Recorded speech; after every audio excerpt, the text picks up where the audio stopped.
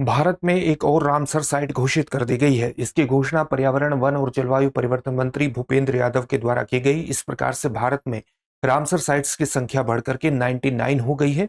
99वें Ramsar स्थल के रूप में किसको घोषित किया गया है? उत्तर प्रदेश के अलीगढ़ के पास स्थित शेखा झील बर्ड सेंचुरी को घोषित किया गया है। शेखा झील बर्ड सेंचुरी को घोषित किया गया है। आप जानते हैं कि जब हम किसी स्थल को रामसर स्थल के रूप में घोषित करते हैं तो इसका मतलब है कि उस स्थल को रामसर कन्वेंशन के अंतर्गत एक अंतर्राष्ट्रीय महत्व की आर्द्रभूमि माना गया है और अंतर्राष्ट्रीय महत्व की आर्द्रभूमि माने जाने के साथ साथ उसका सतत प्रबंधन करना जरूरी है।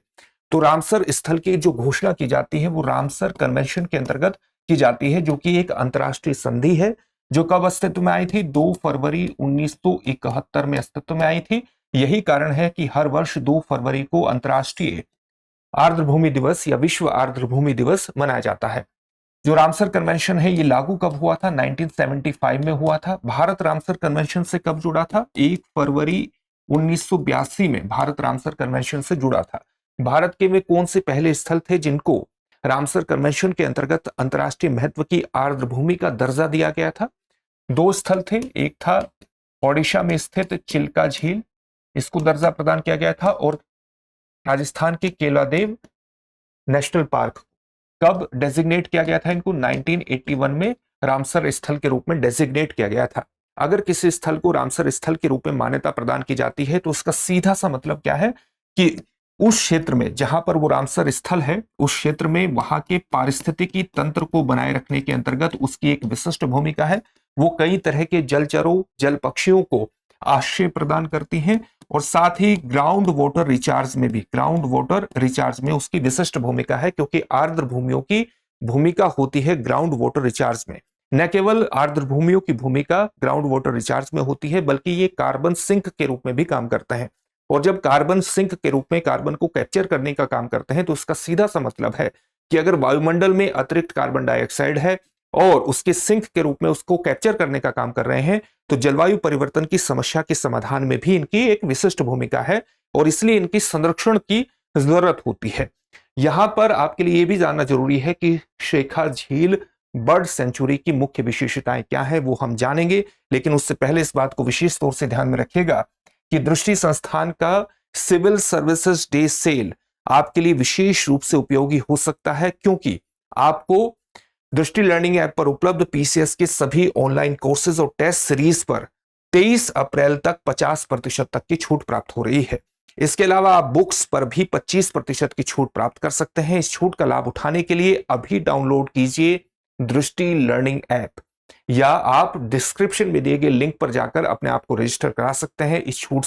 इस छूट का लाभ उठा सकते हैं। अगर आपको किसी भी प्रकार का डाउट है तो आप 8750187501 पर कॉल करिएगा और जहां पर भी जिस भी कोर्स से आप जुड़ना चाहते हैं उस पर 50% तक की छूट के साथ आप जुड़ सकते हैं और सफलता की दिशा में आगे बढ़ सकते हैं।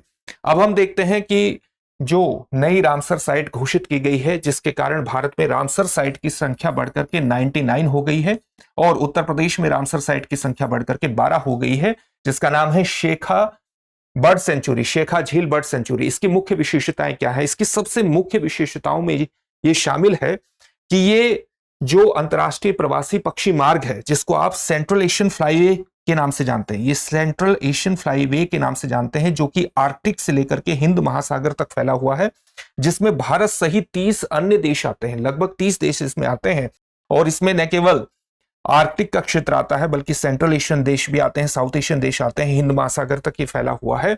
उसी मार्ग में ये शेखा झील बर्ड सेंचुरी पड़ती है। इस प्रकार से ये प्रवासी पक्षियों के लिए स्टॉप ओवर के रूप में काम करती है, यानी उनको आश्रय प्रदान करती है, विश्राम स्थल के रूप में उनको एक सहारा प्रदान करती है शेखा झील बर्ड सेंचुरी। यहां पर कई तरह के जल पक्षी पाए जाते हैं, अलग अलग तरह की बत्तख यहां आपको देखने को मिलेगी। इसके अलावा जो पेंटेड स्टॉक है वो आपको यहां पर देखने को मिलेगा। बार हेडेड गूज जैसी प्रजातियां भी आपको यहां देखने को मिल जाएगी। इसके अलावा इस क्षेत्र के पारिस्थितिकी तंत्र को बनाए रखने में तो इसकी एक विशिष्ट भूमिका है ही। उत्तर प्रदेश के लिए भविष्य में एक महत्वपूर्ण इको टूरिज्म का क्षेत्र हो सकता है, क्योंकि इसको अब रामसर स्थल के रूप में मान्यता प्रदान की गई है। तो निश्चित रूप से यहां पर फोटोग्राफी करने वाले और अन्य जो आप कह सकते हैं कि एडवेंचर करने वाले लोगों के लिए एक आकर्षण केंद्र बनेगा, और साथ ही जो एक पक्षियों को देखने वाले लोग हैं उनकी भी यहां पर लगातार आने की संभावना और ज्यादा बढ़ जाएगी, और इसके संरक्षण को तो बढ़ावा मिलेगा ही। अब इससे जुड़े हुए एक प्रश्न को देख लेते हैं। प्रश्न क्या है? प्रश्न है, हाल ही में दो कथन दिए गए हैं। हाल ही में शेखा झील बर्ड सेंचुरी यानी पक्षी अभ्यारण्य को रामसर साइट घोषित किया गया है, और दूसरा कथन है यह उत्तर प्रदेश की पहली रामसर साइट है। आपके सामने ऑप्शंस क्या हैं? इनमें से कौन सा सही है? कौन सा या कौन से सही है या है, आपको यह बताना है। केवल एक कथन सही है, केवल कथन एक सही है, केवल कथन दो सही है, दोनों कथन सही है, या दोनों कथन गलत है? इस प्रश्न का उत्तर कमेंट बॉक्स में कमेंट करके जरूर दीजिएगा। साथ ही इस वीडियो को लाइक करते रहिए। हमारी जो भी वीडियो आती हैं अगर आपको पसंद आती हैं तो उनको लाइक करते रहिए, शेयर करते रहिए, चैनल को सब्सक्राइब जरूर कर दीजिएगा। फिर से नए सेशन में मिलेंगे। धन्यवाद। अब एग्जाम की तैयारी को और बेहतर करने के लिए हमारे चैनल को लाइक, शेयर और सब्सक्राइब करना ना भूलें।